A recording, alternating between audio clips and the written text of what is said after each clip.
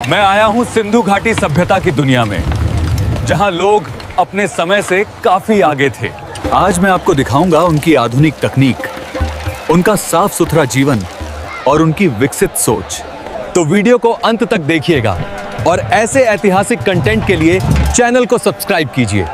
आज से हजारों साल पीछे चलें, एक ऐसे समय में जब दुनिया के अधिकांश हिस्से में इंसान सिर्फ शिकार और गुफाओं में शरण लेकर अपना जीवन बिता रहा था। उसी दौर में भारतीय उपमहाद्वीप के उत्तर पश्चिमी छोर पर एक ऐसी क्रांति की शुरुआत हो रही थी जिसने आने वाले समय में दुनिया की सबसे महान और व्यवस्थित सभ्यताओं में से एक की नींव रखी। यह कहानी केवल ईंटों और गारे की नहीं है, बल्कि यह कहानी है इंसानी जज्बे, बुद्धिमत्ता और प्रकृति के साथ तालमेल बिठाने की कला की, जिसे आज हम सिंधु घाटी सभ्यता या हड़प्पा सभ्यता के नाम से जानते हैं। उसका जन्म किसी एक दिन या एक साल में नहीं हुआ था। इसके पीछे सदियों का धीमा विकास और प्रयोगों की एक लंबी श्रृंखला थी। इस महान गाथा की पहली किरण आज से लगभग 9000 साल पहले यानी 7000 ईसा पूर्व के आसपास फूटती है। आज के पाकिस्तान के बलूचिस्तान प्रांत में बोलन दर्रे के पास एक जगह है मेहरगढ़। मेहरगढ़ वह प्रयोगशाला थी जहाँ दक्षिण एशिया के पहले किसानों ने खानाबदोश जीवन को छोड़कर एक जगह टिक कर रहना सीखा। यहाँ के लोगों ने पहली बार यह समझा कि जमीन से अनाज उगाया जा सकता है और जानवरों को केवल शिकार के लिए नहीं बल्कि दूध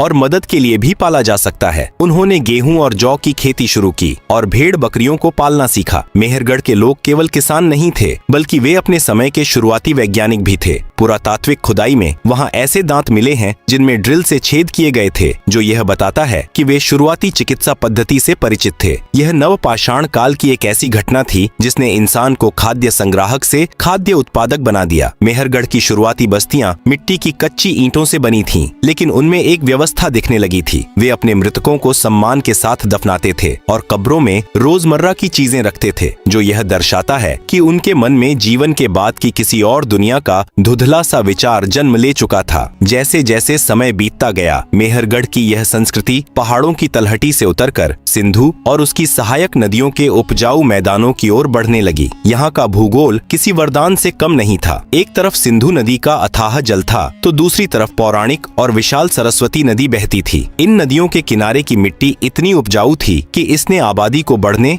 और समुदायों को और अधिक संगठित होने का मौका दिया। यह वह दौर था जिसे इतिहासकार प्रारंभिक हड़प्पा चरण कहते हैं, जो लगभग 3300 ईसा पूर्व से 2600 ईसा पूर्व तक चला। इस चरण में हम देखते हैं कि छोटे छोटे गांव अब धीरे धीरे कस्बों में बदलने लगे थे। लोगों ने चाक पर सुंदर बर्तन बनाना सीख लिया था, जिन पर वे लाल और काले रंगों से जटिल डिजाइन बनाते थे। तांबे का इस्तेमाल शुरू हो गया था, जिसने पत्थरों के औजारों की जगह लेनी शुरू कर दी थी। लेकिन सबसे क्रांतिकारी चीज थी ईंटों का मानकीकरण। उन्होंने महसूस किया कि अगर बस्तियों को बाढ़ से बचाना है और इमारतों को मजबूती देनी है, तो एक निश्चित अनुपात की ईंटें बनाना जरूरी है। कोठरी, आमरी और कालीबंगन जैसी जगहों पर इस शुरुआती विकास के निशान आज भी मिलते हैं। यहाँ के लोगों ने व्यापार की अहमियत भी समझ ली थी। वे कीमती पत्थरों के लिए अफगानिस्तान तक का सफर करते थे। लेकिन इस गौरवशाली इतिहास को दुनिया के सामने आने में हजारों साल लग गए। 19वीं सदी के ब्रिटिश भारत में जब रेल की पटरियां बिछाई जा रही थीं, तो इंजीनियरों को जमीन के नीचे दबी हजारों पकी हुई ईंटें मिलीं। उस समय किसी को अंदाजा नहीं था कि वे दुनिया की सबसे प्राचीन शहरी विरासत के ऊपर खड़े हैं। चार्ल्स मेसन जैसे खोजियों ने पहले इन टीलों को देखा था, लेकिन असली धमाका 20वीं सदी की शुरुआत में हुआ। 1921 में दयाराम साहनी ने हड़प्पा और 1922 में राखालदास बनर्जी ने मोहनजोदड़ो की खुदाई शुरू की, जिसने इतिहास की किताबों को हमेशा के लिए बदल दिया। अचानक भारत का इतिहास सिकंदर के आक्रमण से पीछे जाकर सीधे ईसा से 3000 साल पहले पहुंच गया। प्रारंभिक हड़प्पा के इन 700 सालों ने वह आधार तैयार किया जिस पर भविष्य के महानगर खड़े होने वाले थे। सुरक्षा के लिए बस्तियों के चारों ओर दीवारें बनाना, अनाज को सुरक्षित रखने के लिए कोठार बनाना और व्यापार के लिए रास्तों का जाल बिछाना, यह सब इसी शुरुआती दौर की देन थी। ये लोग प्रकृति को अपना शत्रु नहीं बल्कि मित्र मानते थे और शायद यही कारण था कि उन्होंने जल प्रबंधन की ऐसी कला सीखी जो आज के आधुनिक युग के लिए भी एक मिसाल है। जब हम हड़प्पा सभ्यता के परिपक्व चरण की बात करते हैं, तो हम एक ऐसी दुनिया की बात कर रहे होते हैं जो आज से 4500 साल पहले ही भविष्य में जी रही थी। 2600 ईसा पूर्व के आसपास सिंधु घाटी की बस्तियों ने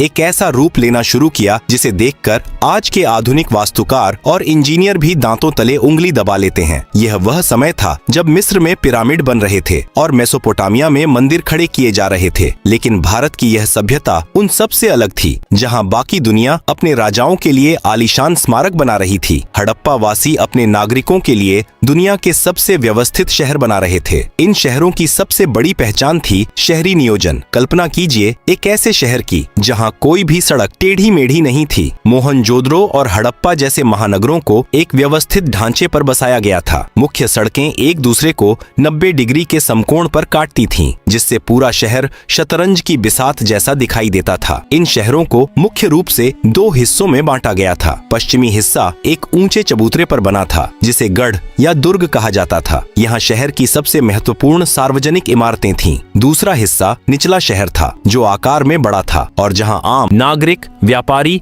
और कारीगर रहते थे। निर्माण कला में उनकी निपुणता का अंदाजा उनकी ईंटों से लगाया जा सकता है। पूरी सभ्यता में, चाहे वह शहर गुजरात में हो या पंजाब में, ईंटों का आकार और अनुपात बिल्कुल एक जैसा था। आज के समय में भी इतनी व्यापक एकरूपता लाना कठिन है। मोहनजोदड़ो में स्थित विशाल स्नानागार प्राचीन इंजीनियरिंग का एक चमत्कार है। यह केवल एक बड़ा जलाशय नहीं था, बल्कि इसे जलरोधी बनाने के लिए ईंटों के ऊपर प्राकृतिक राल की परत चढ़ाई गई थी, ताकि पानी का रिसाव न हो। इसके पास ही कपड़े बदलने के कमरे और गंदे पानी को निकालने के लिए एक निकास द्वार भी था। यह शायद किसी धार्मिक अनुष्ठान या सामूहिक स्नान के लिए इस्तेमाल होता था। दुर्ग के क्षेत्र में एक और विशाल इमारत मिली है, जिसे अन्नागार कहा जाता है। यही अनाज रखने का एक विशाल गोदाम था। इसके फर्श के नीचे हवा के आने जाने के लिए गलियारे बने थे, ताकि नमी अनाज को खराब न कर सके। यह उस समय की उन्नत खाद्य सुरक्षा व्यवस्था का प्रमाण है। लेकिन इन शहरों का असली अदृश्य चमत्कार जमीन के ऊपर नहीं, बल्कि जमीन के नीचे छिपा था। हड़प्पा वासियों ने दुनिया की पहली और सबसे उन्नत जल निकासी प्रणाली विकसित की थी। हर घर की एक नाली गली की मुख्य नाली से जुड़ी होती थी। ये नालियां पकी हुई ईंटों से बनी थीं और ऊपर से ढकी हुई थीं। सफाई के लिए जगह जगह ढक्कनदार मोरियाओं बनाई गई थीं। आज के कई आधुनिक शहरों में मानसून के दौरान जो जल जमाव की समस्या हम देखते हैं, वह 4500 साल पहले हड़प्पा में नहीं थी। यह स्वच्छता और स्वास्थ्य के प्रति उनकी गहरी जागरूकता को दर्शाता है। लोगों का जीवन स्तर भी बहुत ऊंचा था। यहाँ के घर अक्सर 2 या 3 मंजिला होते थे। घरों का डिजाइन गोपनीयता को ध्यान में रखकर बनाया गया था। मुख्य सड़क की तरफ कोई खिड़की नहीं होती थी और घर का प्रवेश द्वार अक्सर साइड की गलियों में खुलता था। हर घर के बीच में एक खुला आंगन होता था, जहाँ परिवार के लोग बैठकर काम करते थे या खाना पकाते थे। खुदाई में मिले मिट्टी के चूल्हे, तवे और बेलन यह साबित करते हैं कि उनकी रसोई और खान पान की आदतें आज के भारतीय समाज से कितनी मिलती जुलती थीं। वे अनाज पीसने के लिए चक्की के पत्थरों का उपयोग करते थे और ताजे गेहूं की रोटियां बनाना उनकी दिनचर्या का हिस्सा था। लोग अपने पहनावे और सौंदर्य के प्रति भी बहुत सजग थे। स्त्रियां सूती और ऊनी वस्त्र पहनती थीं और कीमती पत्थरों, सोने और शंख से बने आभूषणों से खुद को सजाती थीं। खुदाई में लिपस्टिक और काजल जैसी सौंदर्य सामग्री भी मिली है। पुरुष अक्सर दाढ़ी रखते थे और अपने बालों को संवारने के लिए पीतल और तांबे के दर्पणों का उपयोग करते थे। मनोरंजन और व्यक्तिगत सजावट के मामले में भी वे बहुत आगे थे। खुदाई में हाथी दांत की कंघियां, तांबे के दर्पण और मिट्टी के खिलौने मिले हैं। यहाँ तक कि वे शतरंज जैसा खेल भी खेलते थे, जिसके प्रमाण लोथल से मिले हैं। वे बटन का इस्तेमाल करना जानते थे, जो समुद्री सीपियों से बने होते थे। बच्चों के लिए मिट्टी की गाड़ियां, सीटियां और घूमने वाले खिलौने बनाए जाते थे। कारीगरी के क्षेत्र में वे धातुओं, विशेषकर कांसे के उस्ताद थे। मोहनजोदड़ो से मिली नर्तकी की मूर्ति उनके कलात्मक कौशल और धातु विज्ञान के ज्ञान का सबसे उत्कृष्ट उदाहरण है। हड़प्पा सभ्यता की महानता केवल उनके शहरों की 4 दीवारी तक सीमित नहीं थी। हकीकत में ये लोग दुनिया के पहले वैश्विक व्यापारियों में से थे। जब आज के विकसित देश अपने अस्तित्व की तलाश में थे, तब हड़प्पा के व्यापारियों के जहाजों के लंगर मेसोपोटामिया और ओमान की खाड़ी के बंदरगाहों पर डले होते थे। मेसोपोटामिया के प्राचीन सुमेरियन ग्रंथों में एक समृद्ध देश का जिक्र मिलता है, जिसे वे मेलुहा कहते थे। आधुनिक इतिहासकारों का मानना है कि यह मेलुहा कोई और नहीं, बल्कि सिंधु घाटी की यही गौरवशाली सभ्यता थी। व्यापार के इस वैश्विक नेटवर्क का सबसे बड़ा केंद्र था लोथल। गुजरात के खंभात की खाड़ी के पास स्थित लोथल दुनिया का पहला मानव निर्मित बंदरगाह था। यहाँ की इंजीनियरिंग इतनी सटीक थी कि ज्वार भाटा के समय जहाजों को नियंत्रित करने के लिए विशेष द्वारों का इस्तेमाल किया जाता था। हड़प्पा के साहसी व्यापारी अपने छोटे जहाजों के साथ अरब सागर की लहरों को चीरते हुए मगन और दिलमुन जैसे व्यापारिक पडियाहावों तक पहुँचते थे। मगन आज का ओमान है और दिलमुन आज का बहरीन। यहाँ से मनके, सूती कपड़े, हाथी दांत के सामान और कीमती लकड़ी सुदूर देशों को निर्यात की जाती थी। बदले में वे सोना, तांबा और कीमती पत्थर मंगाते थे। चन्हुदड़ो और लोथल जैसे शहर उस समय के औद्योगिक केंद्र थे, जहां मनके बनाने की बड़ी फैक्ट्रियां थीं। कीमती लाल पत्थर के सुंदर मनके उस समय पूरी दुनिया में प्रतिष्ठा का प्रतीक माने जाते थे। इस विशाल व्यापारिक साम्राज्य की सफलता के पीछे एक और बड़ा कारण था मानकीकरण। उन्होंने नापतौल की एक ऐसी सटीक प्रणाली विकसित की थी जो पूरी सभ्यता में एक समान थी। खुदाई में पत्थरों से बने बाट मिले हैं जो अक्सर घनाकार होते थे। ये बाट 1, 2, 4, 8, 16 के अनुपात में थे। उनका 16 का अंक भारतीय नाप प्रणाली में सदियों तक जीवित रहा। यह ईमानदारी और व्यापारिक विश्वास का वह पैमाना था जिसने मेलुहा के व्यापारियों को अंतर्राष्ट्रीय बाजार में एक विशेष पहचान दिलाई थी। लेकिन इस सभ्यता का सबसे बड़ा आकर्षण और सबसे बड़ी अनसुलझी पहेली है उनकी लिपि। हड़प्पा की खुदाई में अब तक हजारों ऐसी मोहरें मिली हैं जिन पर कुछ लिखा हुआ है। यह लिपि चित्रात्मक है, जिसमें सैकड़ों अलग अलग चिन्ह या संकेत हैं। विद्वानों का मानना है कि इसे दाईं से बाईं ओर लिखा जाता था, लेकिन अफसोस की बात यह है कि आज तक दुनिया का कोई भी विशेषज्ञ इस लिपि को पढ़ नहीं सका है। जिस दिन यह लिपि पढ़ ली जाएगी, उस दिन भारतीय इतिहास के ऐसे हजारों राज खुलेंगे जो आज भी मिट्टी के नीचे दबे हैं। इन मोहरों पर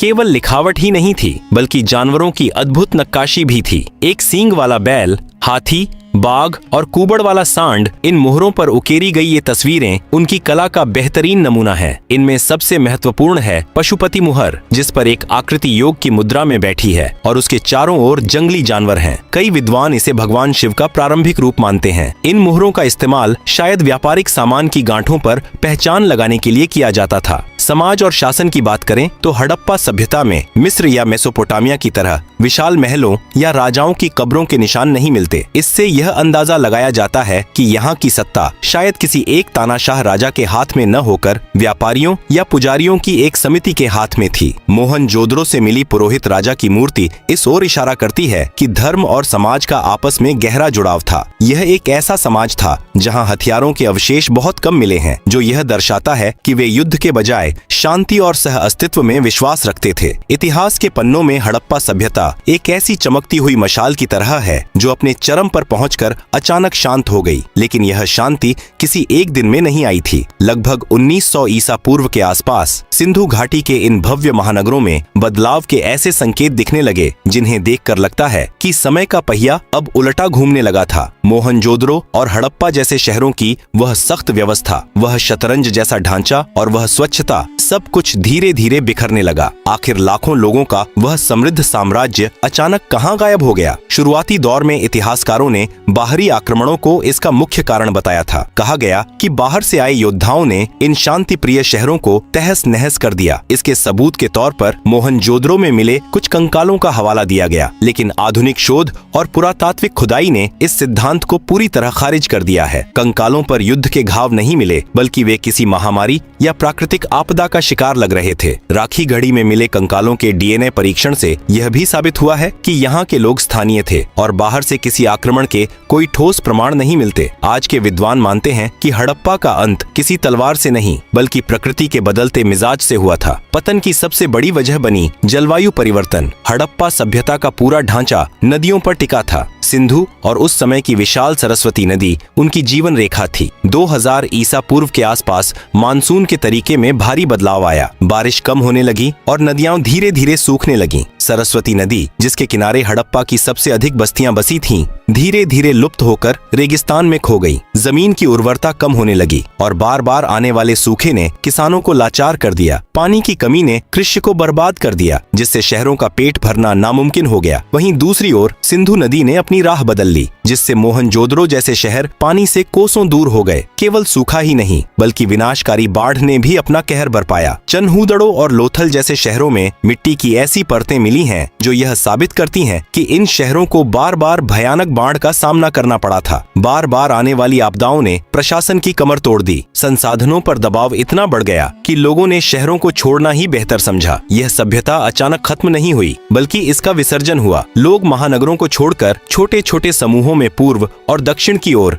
यानी गंगा यमुना के मैदानों और गुजरात के इलाकों की ओर चले गए। उन्होंने अपनी शहरी पहचान छोड़ दी और फिर से एक ग्रामीण संस्कृति का हिस्सा बन गए। लेकिन क्या हड़प्पा सचमुच मर गया? अगर हम गौर से देखें तो हड़प्पा आज भी हमारे भीतर जीवित है। उनकी विरासत केवल खंडहरों में नहीं बल्कि हमारी परंपराओं में है। आज भी भारतीय गांवों में इस्तेमाल होने वाले मिट्टी के चूल्हे, बैलगाड़ियों का डिजाइन, आभूषणों की बनावट और यहाँ तक कि योग और ध्यान की पद्धतियाँ, यह सब हमें हड़प्पा से ही मिला है। लोथल के बंदरगाह से शुरू हुई समुद्री व्यापार की सोच आज भारत की व्यापारिक व्यवस्था का आधार है। उनकी शहरी योजना आज आधुनिक शहरों की प्रेरणा है। सफाई और स्वच्छता के प्रति जो आग्रह हड़प्पा वासियों में था वही आज के स्वच्छता अभियानों में दिखाई देता है। हड़प्पा की कहानी हमें एक बहुत बड़ी चेतावनी भी देती है। यह हमें याद दिलाती है कि कोई भी सभ्यता, चाहे वह इंजीनियरिंग और तकनीक में कितनी भी आगे क्यों न हो, प्रकृति के संतुलन को बिगाड़कर जीवित नहीं रह सकती। जिस तरह जलवायु परिवर्तन और जल संकट ने 4000 साल पहले एक महान साम्राज्य को मिट्टी में मिला दिया, वही खतरा आज हमारे सामने फिर से खड़ा है। हड़प्पा के सूखे हुए कुएं और भरी हुई नालियां आज के दौर में एक मूक संदेश दे रहे हैं। राखी गढ़ी और धौलावीरा जैसे स्थलों पर आज भी खुदाई जारी है। हर नई खोज